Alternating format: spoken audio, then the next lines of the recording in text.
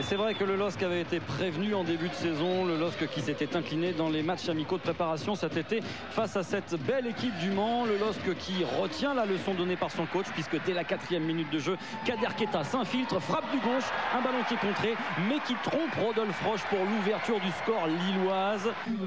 Coup de froid dans le stade Léon Bollé, on revoit le contrôle parfait de Kader Keita, ballon légèrement dévié par Laurent Bonnard et l'ouverture du score lilloise qui intervient très vite. 3e but cette saison pour Kader Keita, l'homme providentiel du LOSC en ce moment.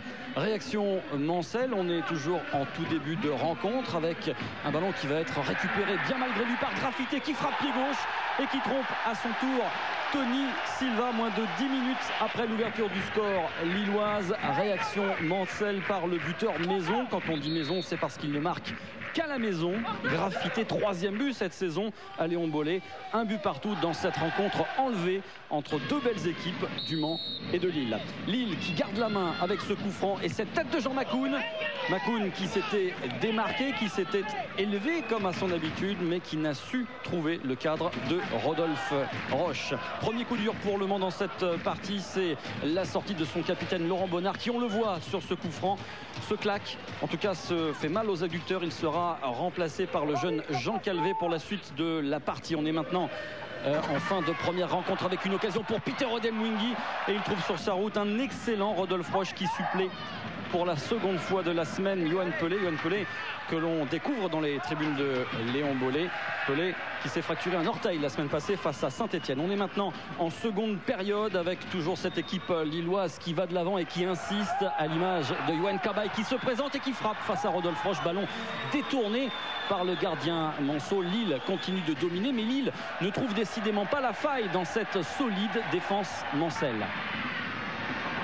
Réaction du MUC maintenant avec un ballon qui va parvenir à Jean Calvé sur la droite. Petit numéro pour un centre délivré au cordeau avec Ismaël Bangoura. Contrôle un petit peu long du Guinéen sur lequel se couche Tony Silva. Ça aurait pu profiter à cette équipe du Mans. Il y avait un bon contrôle d'Ismaël Bangoura, mais la sortie vigilante de l'international Tony Silva. Le Mans en fin de rencontre maintenant avec Ismaël Bangoura qui vient inquiéter à son tour Tony Silva. Bangoura qui s'était faufilé dans la défense lilloise mais qui n'a su trouver le cadre. La dernière occasion pour Lille avec cette frappe de Debuchy sur coup franc. Ça fuse mais ça n'échappe pas à la vigilance de Rodolphe Roche. Un but partout, score de parité dans cette partie, un score dont tout le monde se satisfait mais qui finalement n'est satisfaisant pour personne. Lille rate l'occasion d'accrocher le trio de tête et le Mans avec 3 points marqués en 5 matchs se prépare des sueurs froides avec un calendrier plus que délicat dans les semaines à venir. Dans le vestiaire, Manceau est donc match nul, pris néanmoins par les Lillois. On parlait d'une petite descente pour ces Lillois.